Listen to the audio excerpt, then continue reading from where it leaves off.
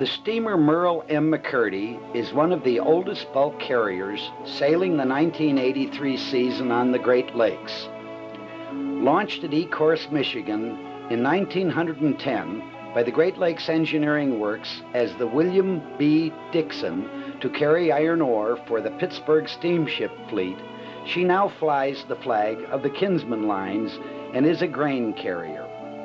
The McCurdy is 580-foot keel length, 58-foot beam, 32-foot depth, with a 7,869 registered gross tonnage. She has a capacity of 12,460 tons of iron ore.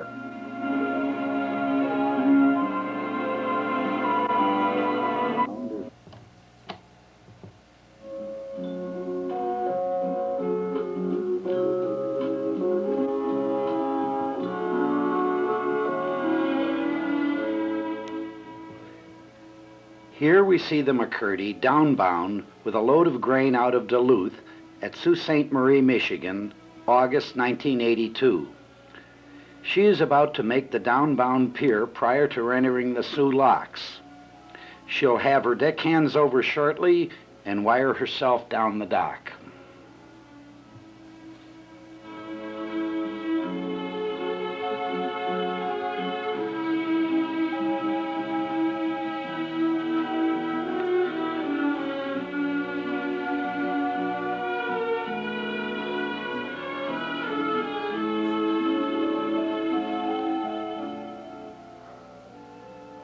Her bunkers are filled with fuel coal to fill her venerable steam boilers and triple expansion up and down steam engine, a propulsion system almost gone from Great Lakes shipping.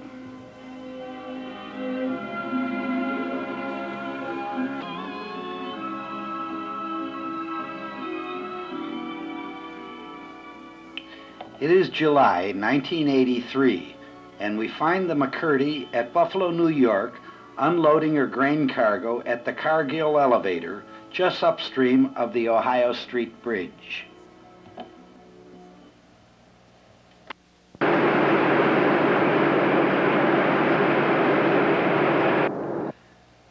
The leg of the elevator has been extended out from the tower and is now protruding into the hold of the McCurdy, and the endless bucket chain is scooping up the grain to take it up high above and deposit it into the bins.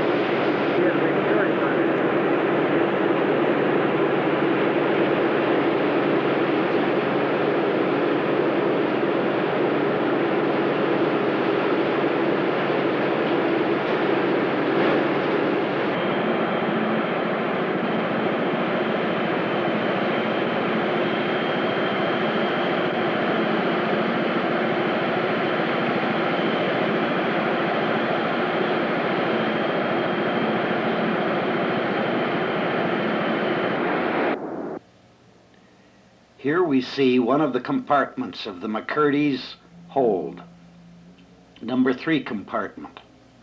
As you can see, a good deal of the grain has already been unloaded, and the leg is proceeding to finish down the remainder of amount until they can install the ingenious scoops to pull the grain to the leg.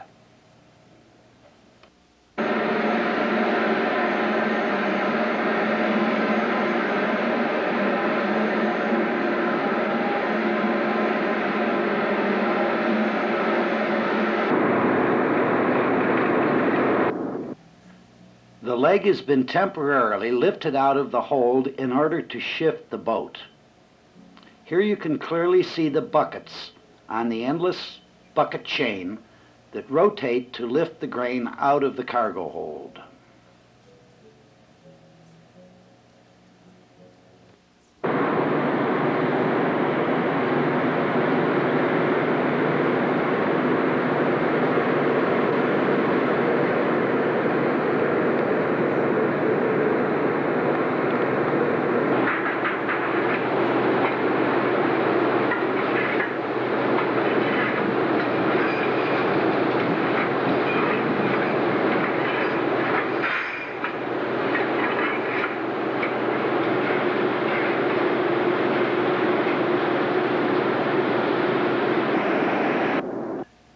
The scoopers are now proceeding to rig up the intricate system of ropes, pulleys, shivs, and lines to operate the scooper buckets.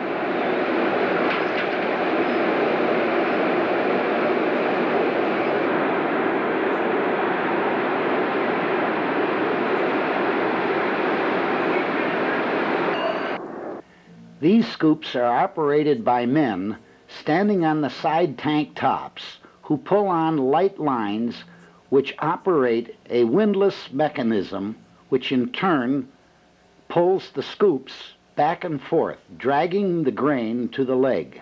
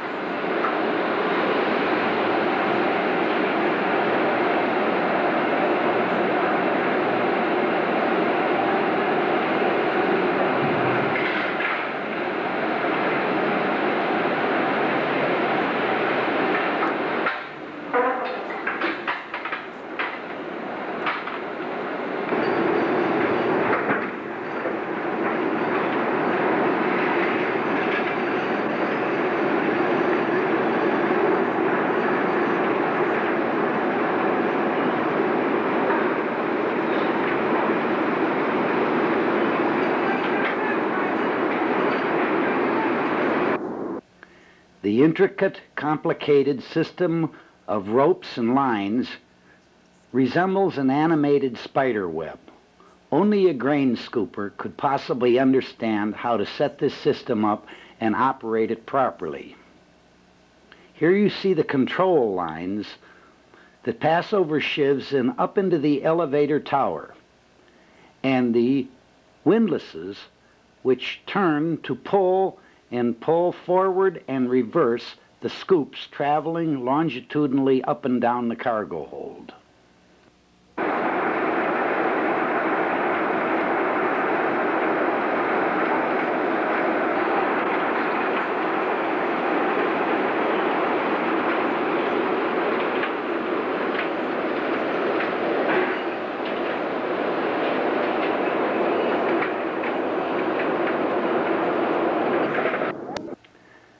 The unloading operation now is almost complete, and shovelers, a whole crew of shovelers, descends now into the hold to manually shovel the remaining grain into the leg.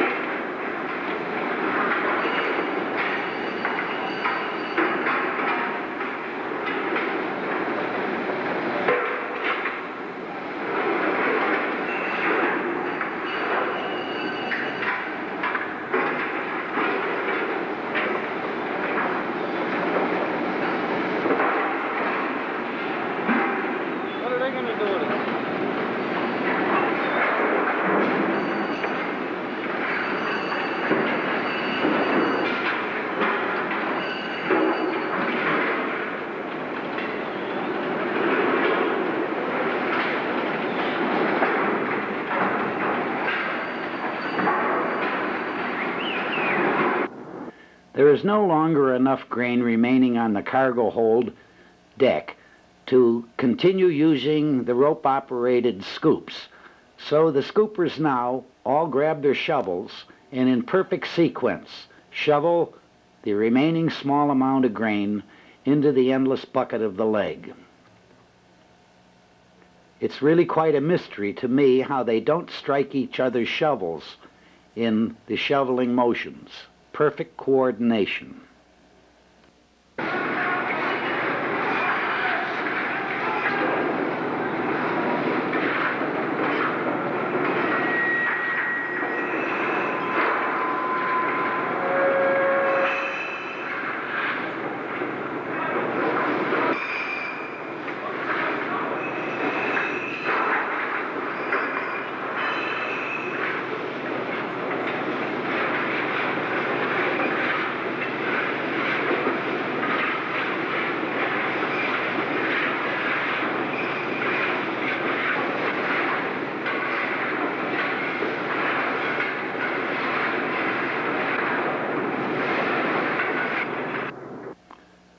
Their work completed, the endless bucket is shut down, and the scoopers now secure their shovels onto the leg, hang the scoops onto the leg, and proceed to withdraw the leg out of the cargo hold.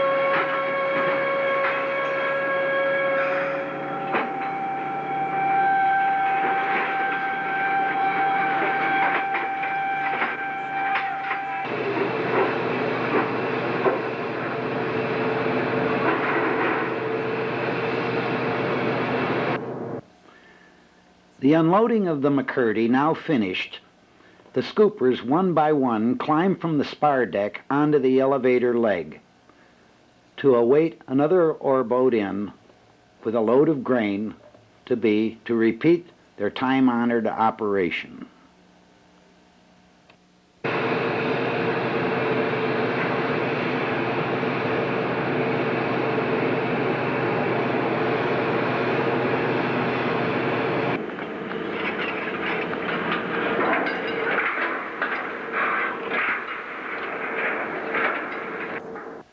The McCurdy's deck crew now prepares the cables to proceed with the procedure of closing her hatches, readying her for her trip out into Lake Erie and back on up the lakes.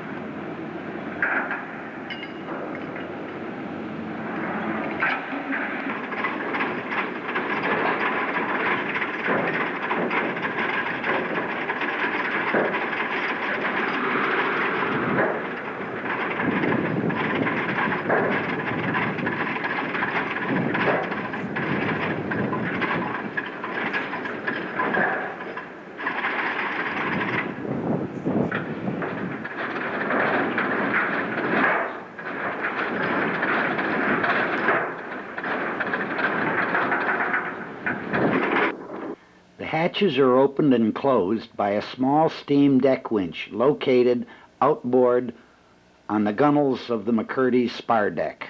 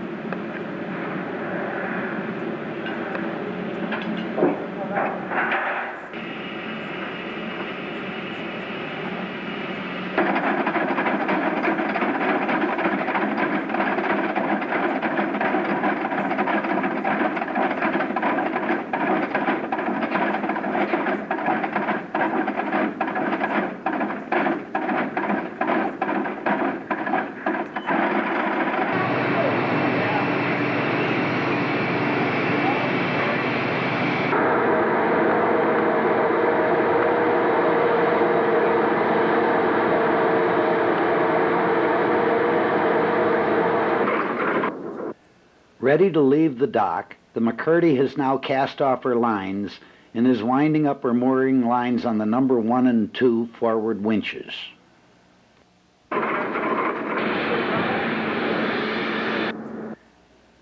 Before proceeding out into Lake Erie, the McCurdy must travel upstream about a mile to a winding basin to turn around, in order that she may proceed on down the river bow first under her own power.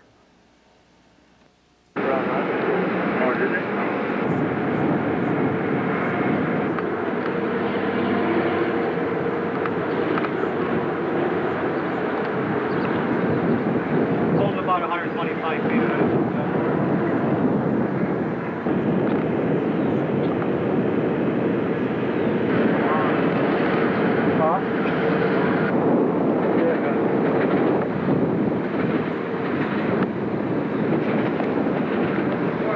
Oh, beautiful.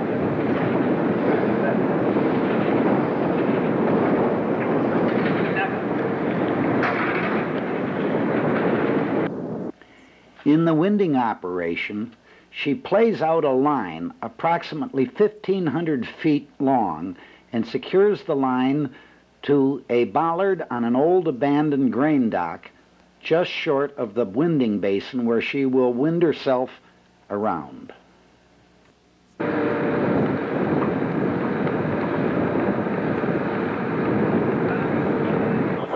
the corner back there.